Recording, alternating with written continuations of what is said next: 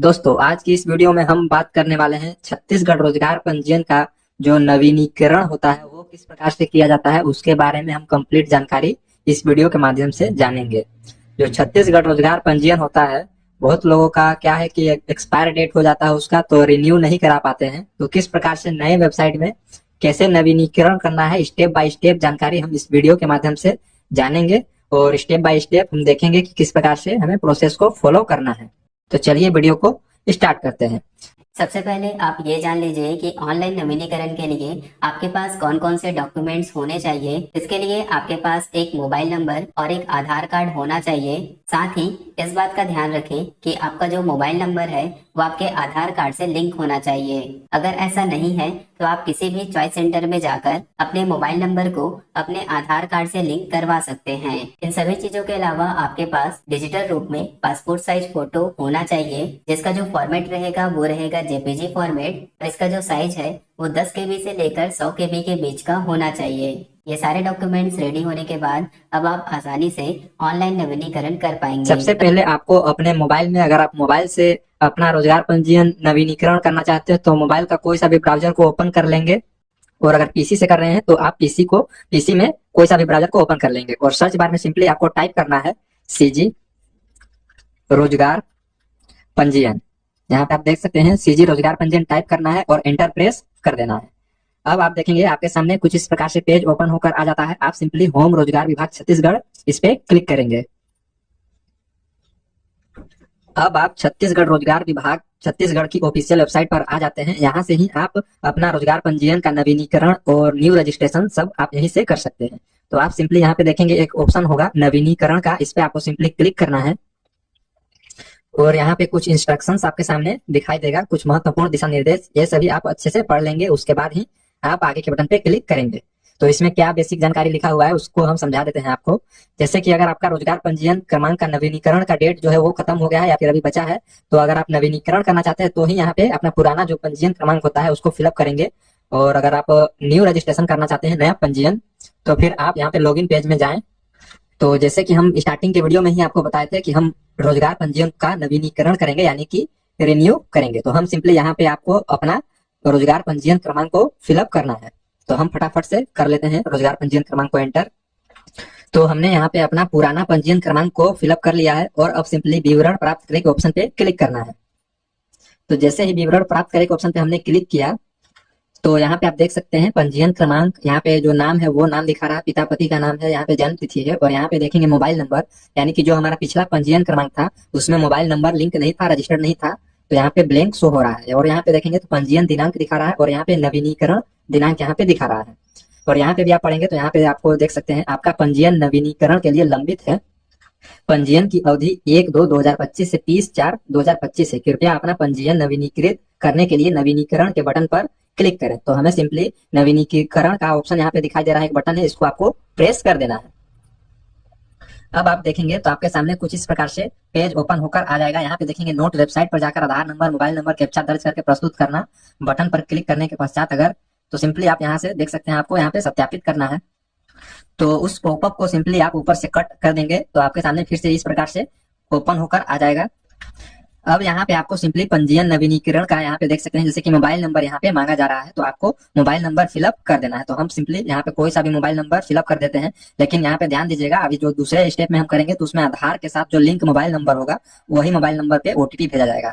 तो आप कोशिश करिए कि दोनों में ही एक ही मोबाइल नंबर देवें। तो हम यहाँ पे अपना मोबाइल नंबर को फिलअप कर लेते हैं। तो हमने यहाँ पे मोबाइल नंबर को फिलअप कर लिया है और अब हम सिंपली मोबाइल ओटीपी भेजे के ऑप्शन पे क्लिक करेंगे। यहाँ पे आप देख सकते हैं सफलता ओटीपी सफलतापूर्वक मोबाइल नंबर पर भेजा गया है। और अब सिंपली आप ओके के बटन पे क्लिक करेंगे और अपने मोबाइल में ओटीपी को चेक करेंगे। तो हमारे मोबाइल में ओटीपी आ गया है और हमने सिंपली यहाँ पे ओटीपी को फिलअप कर दिया है और अब हम सिंपली मोबाइल ओटीपी सत्यापित करें के बटन पे क्लिक करेंगे। अब यहाँ पे आप देख सकते हैं एक और मैसेज ओपन होकर आता है, सफलता ओटीपी सफलतापूर्वक सत्यापित किया गया। और अब हम सिंपली ओके के बटन पे क्लिक कर देंगे। अब यहाँ पे देख सकते हैं प्रमाणीकरण सहमति, तो इसमें आवेदक का नाम लिखना है आधार कार्ड के अनुसार अंग्रेजी में। तो जो भी आपका नाम है आप सिंपली आधार कार्ड में देख लेंगे और अंग्रेजी के कैपिटल लेटर में आपको सिंपली एंटर कर देना है। तो हम यहाँ पे फटाफट से कर लेते हैं। तो हमने यहाँ पे जो आधार कार्ड में नाम है वो नाम यहाँ पे फिलअप कर दिया है और यहाँ पे आवेदक का आधार नंबर पूछ रहा है तो हम सिंपली यहाँ पे अपना आधार कार्ड नंबर को भी फिलअप कर लेते हैं। तो हमने यहाँ पे आधार नंबर को भी फिलअप कर लिया है और अब हम सिंपली आधार ओटीपी भेजे के ऑप्शन पे क्लिक करते हैं। यहाँ पे देख सकते हैं चेतावनी का ऑप्शन है, कृपया आधार सहमति प्रदान करें। यहाँ पे एक ऑथेंटिकेशन कंसेंट होता है, इसको आपको टिक मार देना है। उसके बाद अब आप भेजेंगे आधार ओटीपी भेजे के ऑप्शन पे क्लिक करेंगे तो यहाँ पे थोड़ा सा लेगा और यहाँ पे सफलता यहाँ पे दे दिया। आपके आधार से जुड़े मोबाइल नंबर लास्ट का यहाँ पे 4 डिजिट शो होगा और ओटीपी सफलतापूर्वक भेजा गया है। इस पे ओके पे क्लिक करेंगे और अपने मोबाइल में हम चेक करेंगे और ओटीपी को यहाँ पे फिलअप करेंगे। तो हमारे में ओटीपी आ गया है और अब हम सिंपली आधार ओटीपी सत्यापित करें के बटन पे क्लिक करेंगे। तो यहाँ पे हमारा आधार ओटीपी सफलतापूर्वक सत्यापित किया जा चुका है और अब सिंपली हम ओके के बटन पे क्लिक करेंगे। अब यहाँ से पेज रिफ्रेश ले लिया ऑटोमेटिक और यहाँ पे अब आप देखेंगे तो बेसिक जानकारी आपको फिलअप करना होता है, जैसे कि रोजगार पंजीयन नवीनीकरण फार्म यहाँ पे दिया हुआ है। यहाँ पे रिकॉर्ड के अनुसार जो नाम है वो, और यहाँ पे देखेंगे तो आधार कार्ड के अनुसार नाम, यहाँ पे मोबाइल नंबर, और नीचे की तरफ हम स्क्रॉल डाउन करते हैं तो यहाँ पे देख सकते हैं लिंग पूछ रहा है, तो लिंग यहाँ पे दिया हुआ है वैवाहिक स्थिति, तो यहाँ पे विवाहित दिया हुआ है। और बाकी यहाँ पे पिता का नाम दिया हुआ है, माता का नाम यहाँ पे आपको एंटर करना होता है। तो हम यहाँ पे फटाफट एंटर कर लेते हैं। तो हमने यहाँ पे एंटर कर लिया है, यहाँ पे जन्म तिथि देख लिया है और यहाँ पे देखेंगे तो जाति पूछ रहा है, तो जाति आप जिस भी जाति से बिलोंग करते हैं, अन्य पिछड़ा वर्ग, ओबीसी, अनुसूचित जाति, अनुसूचित जनजाति या सामान्य, तो उसका चयन यहाँ से आप कर लेंगे। अब यहाँ पे पूछ रहा है दिव्यांगता का प्रकार, दिव्यांग, तो अगर आप हैं तो हाँ और नहीं है तो नहीं के बटन पे टिक लगा देंगे। अब आप सिंपली नीचे की तरफ स्क्रॉल डाउन करेंगे तो यहाँ पे पूछता है योग्यता एवं रोजगार विवरण, तो यहाँ पे सिंपली आपको अपना योग्यता पारी पारी करके इसमें ऐड करना होगा। पहले यहाँ पे बस एक ही योग्यता ऐड करने के लिए बोलता था, मुख्य योग्यता, और अभी क्या है कि आप यहाँ पे 5 योग्यता तक आप यहाँ पे ऐड कर सकते हैं। पे क्लिक करेंगे तो यहाँ से आप देख सकते हैं मैट्रिक पास, तो आप सिंपली 10th का अगर ऐड करना चाहते हैं तो यहाँ पे सिंपली मैट्रिक पास के बटन पे क्लिक करेंगे तो यहाँ पे ये आ गया और उसके बाद थोड़ा सा टाइम लेगा। अब यहाँ से विषय चुने, तो यहाँ पे आपका जो भी विषय से है 10th क्लास उसका यहाँ से आप चयन कर लेंगे। तो यहाँ पे विषय में आप विषय का चयन कर लेंगे। उसके बाद यहाँ पे एनसीओ कोड ऑटोमेटिक आ जाता है और उसके बाद आप सिंपली यहाँ पे इस पे टिक मार देंगे और अन्य योग्यता जोड़े के ऑप्शन पे क्लिक करेंगे। अब उसके बाद यहाँ पे दूसरा योग्यता का चयन करेंगे, जैसे कि अब 12th, तो 12th आपका यहाँ से चयन कर लेंगे। 12th आपका कौन से था, 12th इंटरमीडिएट आर्ट्स से था, कॉमर्स से था, या फिर इंटरमीडिएट पास था, या फिर साइंस था। तो यहाँ पे 12th इंटरमीडिएट आर्ट हम चयन कर लेते हैं और यहाँ पे विषय में चयन कर लेंगे, तो विषय में हम यहाँ पे देख लेते हैं। अब उसके बाद हम सिंपली इसको भी ऐड कर लेते हैं। अब सिंपली सभी योग्यताएं को लिखने जोड़ने के बाद आप सिंपली यहाँ पे जो मुख्य योग्यता का चयन करें, तो मान लीजिए मुख्य योग्यता हमारा यहाँ पे पोस्ट ग्रेजुएशन एमए है, तो हमने इस पे टिक कर दिया है। उसके बाद हम सिंपली इसको नीचे की तरफ स्क्रॉल डाउन करेंगे तो यहाँ पे पूछता है रोजगार की स्थिति, तो फिलहाल में आप क्या है यहाँ पे देख सकते हैं, निजी क्षेत्र में नौकरी कर रहे हैं, स्वरोजगार, मजदूरी, बेरोजगार, तो या फिर विद्यार्थी, तो आप जो भी है उसका चयन यहाँ से कर लेंगे। उसके बाद यहाँ पे आप देख सकते हैं कार्य, कहाँ कार्य करने के इच्छुक हैं, राज्य में, देश में, विदेश में, तो उसका चयन यहाँ से कर लेंगे। अगर आप अल्पसंख्यक से बिलोंग करते हैं तो इस पे क्लिक करके यहाँ पे चयन कर लेंगे, अन्यथा इसको रहने देंगे। उसके बाद यहाँ पे देखेंगे तो पता आधार कार्ड के अनुसार, ईमेल, फोटो, तो यहाँ पे आपका जो पता है, जैसे कि राज्य हो गया, यहाँ पे जिला का चयन करें, तो जो भी जिला से बिलोंग करते हैं आप वो जिला का चयन यहाँ से कर लेंगे। उसके बाद यहाँ पे ग्रामीण, शहरी, उसका चयन करेंगे। अगर आप ग्रामीण से बिलोंग करते हैं तो ग्रामीण पे टिक करेंगे और शहरी से बिलोंग करते हैं तो शहरी पे टिक करेंगे। उसके बाद यहाँ पे नगरीय निकाय पूछ रहा है, तो नगरीय निकाय जो भी हो आपका उसका चयन यहाँ से कर लेंगे। उसके बाद यहाँ पे वार्ड क्रमांक पूछ रहा है, तो वार्ड नंबर जो में भी आपका बिलोंग करते हैं वो वार्ड नंबर यहाँ से चयन कर लेंगे। उसके बाद यहाँ पे पूर्ण पता बोल रहा है, तो यहाँ पे पूर्ण पता आप मैनुअली टाइप करेंगे। उसके बाद यहाँ पे पिन कोड आपका हो गया, तो हमने यहाँ पे एड्रेस को भी फिलअप कर लिया है और अब सिंपली आपको यहाँ पे अपना ईमेल आईडी को एंटर कर देना है। तो हम यहाँ पे एक ईमेल आईडी को फिलअप कर लेते हैं। तो यहाँ पे हमने ईमेल आईडी को भी फिलअप कर लिया है और अब यहाँ पे देख सकते हैं कृपया प्रोफाइल के लिए फोटो अपडेट करें। तो फोटो का जो साइज होने वाला है वो जेपीजी प्रारूप में ही अपलोड करना है और प्रोफाइल फोटो का जो साइज है वो 10 से 100 केबी के बीच होना चाहिए। तो हम फटाफट फोटो को अपलोड कर लेते हैं।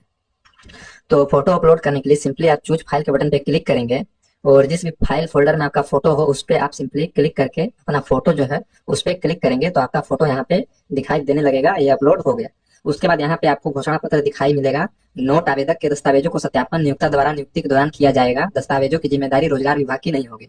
और यहाँ पे सिंपली आपको टिक बॉक्स में, चेक बॉक्स में टिक लगा देना है और सुरक्षित करने के बटन पे क्लिक कर देना है।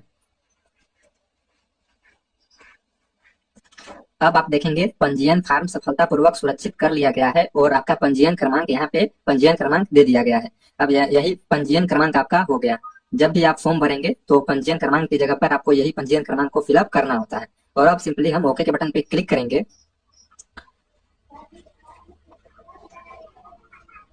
अब पेज रिफ्रेश होने के बाद आपके सामने एक पॉपअप आएगा, पासवर्ड बदलना अनिवार्य है, कृपया अपना पासवर्ड बदलें के ऑप्शन पे क्लिक करेंगे। तो यहाँ पे पासवर्ड बदले के बटन पे क्लिक करना है।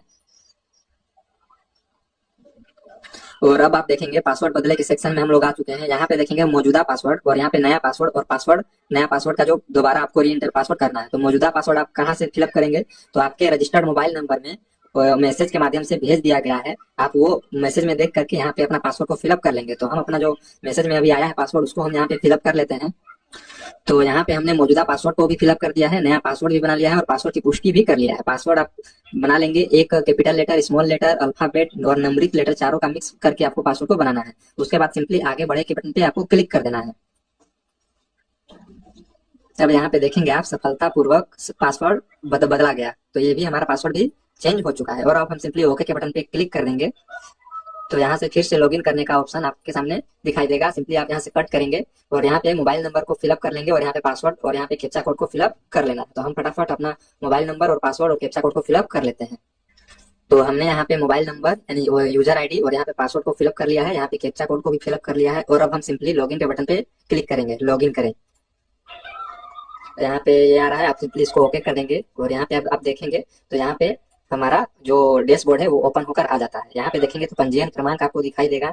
यहाँ पे पंजीयन समाप्ति तिथि दिखाएगा 29/2/2028 और यहाँ पे पंजीयन क्रमांक नवीनीकरण अवधि दिखाई देगा।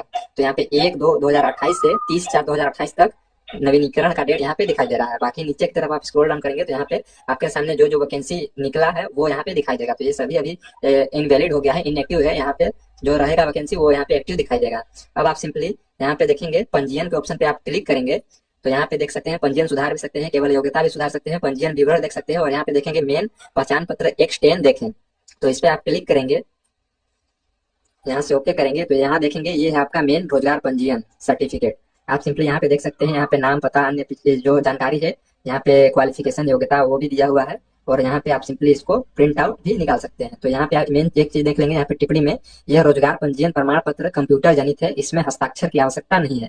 यानी कि इसको अब आपको रोजगार पंजीयन ले जा करके वहाँ सील साइन करवाने की आवश्यकता नहीं है, यह आपको हर जगह यहाँ पे मान्य किया जाएगा।